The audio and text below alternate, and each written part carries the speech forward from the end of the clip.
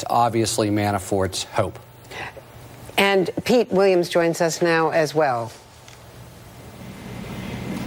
So after a long tongue lashing from the judge, this sentence turns out to be relatively light, given that he could have gotten a maximum of 10 years in prison on the 2 counts that he faced. But Judge Amy Berman Jackson has sentenced him to an additional 3.5 years. Now, the actual sentence is longer than that, but some of it overlaps with what he was already sentenced in Virginia last year, which is just shy of 4 years. So you add the 3.5 that he gets today to the roughly 4 years he got last month. That's a total of 7.5 years.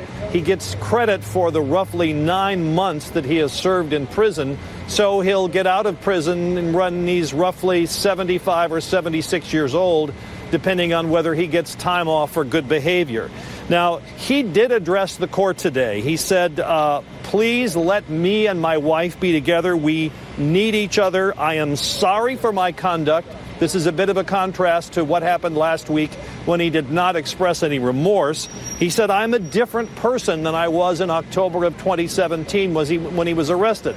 But this apparently did not impress Judge Amy Berman Jackson. She said it's hard to overstate the number of lies and the amount of fraud that he pleaded guilty to committing, hiding his income from the IRS, hiding it from his obligation to report foreign income to the federal government. Judge Jackson said she was surprised that Manafort did not write his own letter to her, which is a common thing for defendants to do before their sentencing. She said his attitude during this trial all along has been, look what they've done to me. And she said he squandered his chance to plea for a lighter sentence. Now, his lawyers said that he would not have been subject to all of this high-profile trial if it was not for the fact that he served for a short time as the campaign chairman for Donald Trump, and that all that attention has taken a heavy toll on him.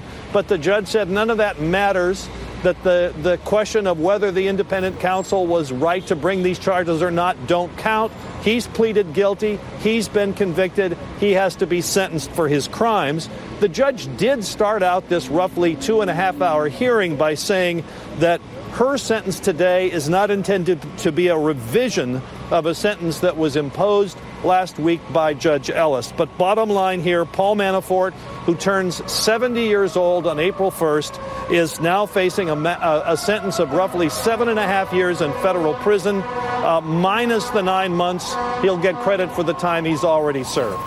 Back to you.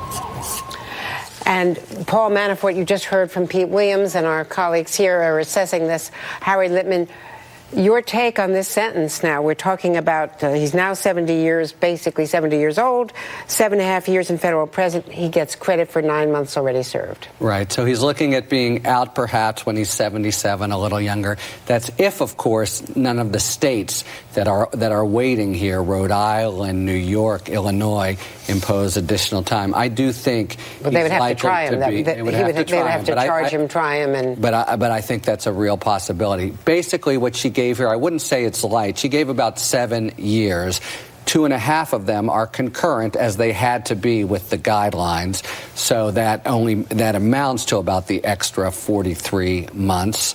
But overall, for a 10-year maximum, a 7-year sentence, that's down the middle. And so far, that's what she's been, a down the middle, by the book, the facts matter judge. That's gratifying, I think, for the system. I believe Ken Delanian is still outside the courtroom. Ken, you've been following this from the beginning, Virginia as well as D.C.